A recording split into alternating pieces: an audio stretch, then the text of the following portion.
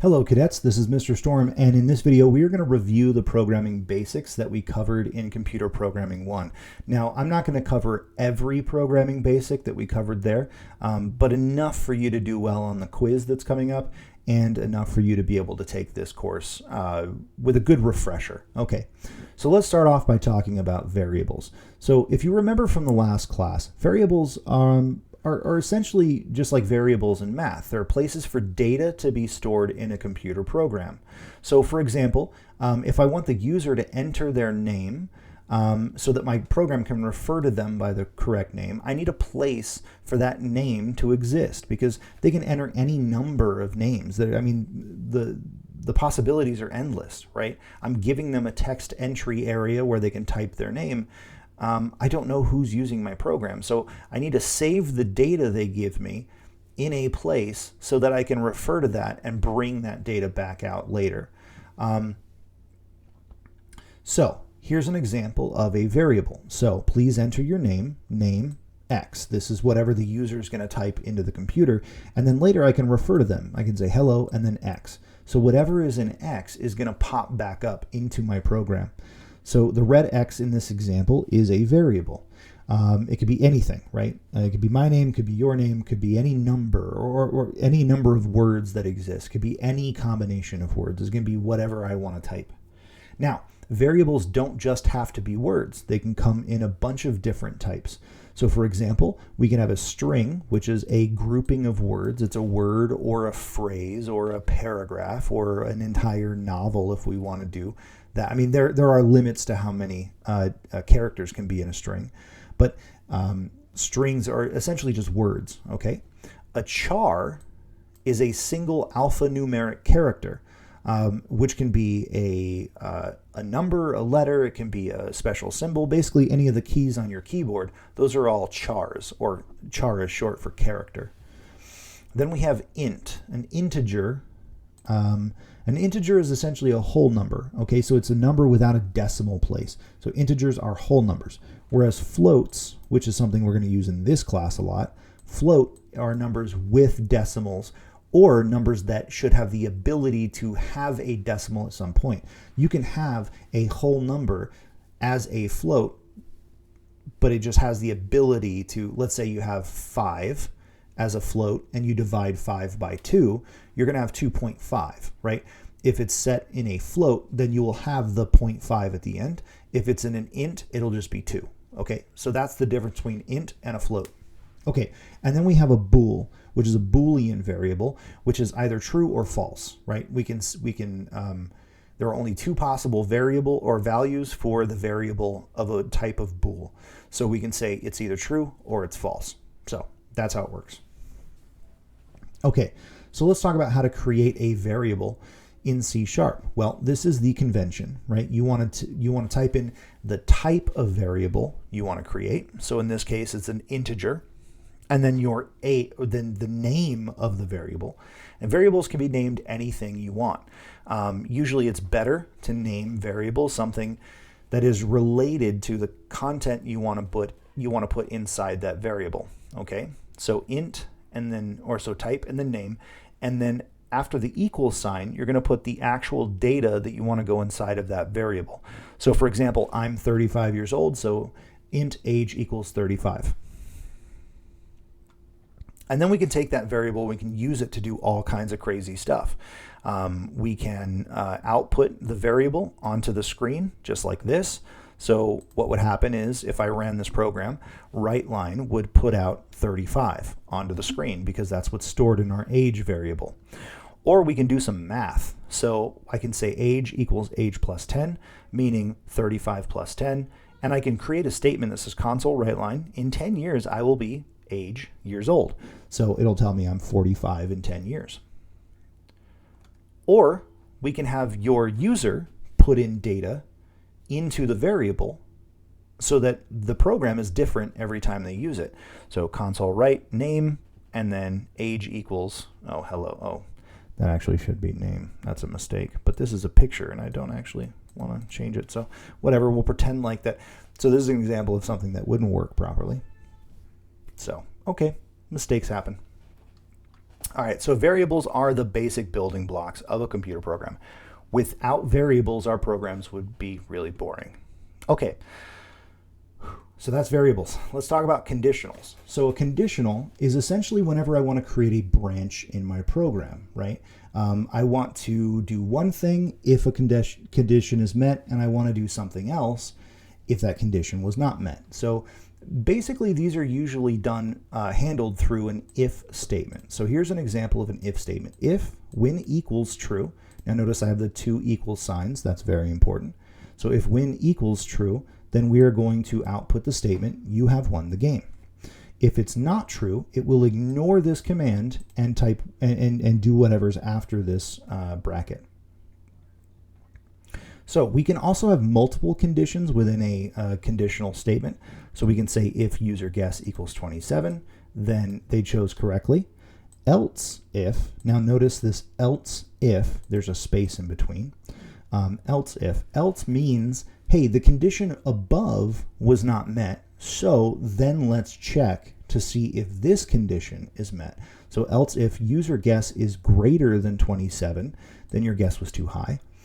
Else, meaning none of those conditions have been met, so let's just do what's left, which is your guess was too low. So conditionals are really important. It's really important to understand that conditionals will help you branch off in your program. Now, if statements are traditionally how this is usually handled, but sometimes they can be handled with something called a switch. Switches are really helpful as well. If you remember how to use switches, that's great. We might use a switch later on in this class. Mostly, though, we're going to be using if-else statements. So become comfortable with those again. All right, let's talk about loops. Loops are great. Loops allow you to repeat a certain section of code a specific number of times. Okay, so we will essentially keep running a block of code while a specific condition is met. So this is a while loop. So we're going to set our integer number. We're going to set our number variable, which is an integer, to 0. And then we're going to say while number is less than 5, then we will continue writing instructions onto the screen. So we're going to say console write line num. So we're going to output the value of num, and then we will increase num by 1. So the output of this would be 0, 1, 2, 3, and then 4. Because once num is 5, 5 is not less than 5, so it wouldn't run this program. So loops are a lot more complicated and a lot more powerful than that very simple example just gave or just made it seem. So remember, we had a do while loop, which will run the code first and then check to see if the condition is met. So that's kind of the same thing, but just the operation is reversed. We also have a for loop, which is my favorite kind of loop. What it does is it allows you to break up the, basically just control the full operation of the loop from here. So this first section is the iterator, usually with a variable named I. So this is the iterator. So we're going to set our iterator to 0. And then while our iterator is less than 5, meaning I want to do this for 5 times, while the iterator is less than 5, then we're going to continue to run the loop. And then every time we finish running an iteration, we want to increase our iterator by 1. So the first time this runs, this will be 0. The second time it runs, it will be 1, and then 2, and then 3. And then once it reaches 5, it will no longer be less than 5, and it will stop running. So that's loops. That's a for loop. All right, let's talk about methods. Now, methods allow you to create separate sections of code or subroutines inside your program, and then you can call those methods whenever you want to use them. Methods are great for creating blocks of code that you may need to reuse multiple times, but you don't want to rewrite them every time you want to use them. Okay, so this is essentially a main method. So the main method is the first method that gets run in our C# program. We indicate it's a method by using some keywords here, static, void, and then we give the method a name. And then inside the parentheses go some arguments. So here's an example of a custom method that we would have created. So static, void, and then we named it question. And then inside the parentheses, we have nothing because we have no arguments for this method. But this main method up here, the first thing it's going to try to do is it's going to run our question method. So then down here, we go to our question method, and then we have one instruction in our question method, which says console.writeLine, what is the answer to life, the universe, and everything? So that's going to be output onto our screen, and then we're going to revert back to our main method, and then we're going to output the answer 42, which is the correct answer. So again, methods are extremely useful because you can create a method that holds specific subroutines or lines of code in there, and you can reuse that as many times as you want. Okay, now let's talk about classes, and then I'll let you go ahead and jump into your quiz. So classes are essentially the program, and inside of the class you'll have many methods. All right. If we want to create a separate class, it's really just as easy as going down below. So notice that this class program has its final bracket down here. Going down below that program and creating a new public class and then giving it a name. And then we can access this public class and the variables inside that public class by referring to them in the main. One thing really quick, it's really important that your variables inside your public classes are public as well, so that they can be accessible by another class. So I can create a reference to another class within a class by doing this. I can say I want a new boy. I'm going to call it my boy. So this is an object. I want an object of boy. I'm going to call it my boy, and it's going to set equal to a new instantiation. That's a very big word, and we're going to use that word a lot in this class. A new instantiation of the boy class. And then I want to set my color to be equal to myboy.color. Notice that color is down here. So we're accessing a variable that doesn't exist in the class that we're in right now. It exists in a class called boy. Okay, so that's essentially how classes work. So review this information, read the article, go over it, try some examples, try to refresh your memory from computer programming 1, and then whenever you think you're ready, go ahead and go back to the week homepage and then click on the quiz and go in and take the quiz.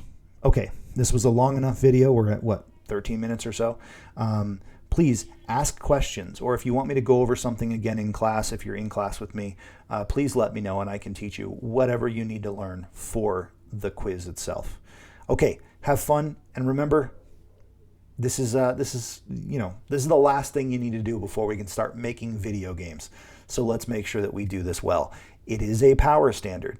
So doing well on this quiz is the difference between having a passing grade or having a failing grade in this class. All right, see you later. Have fun, enjoy, and I will see you next time.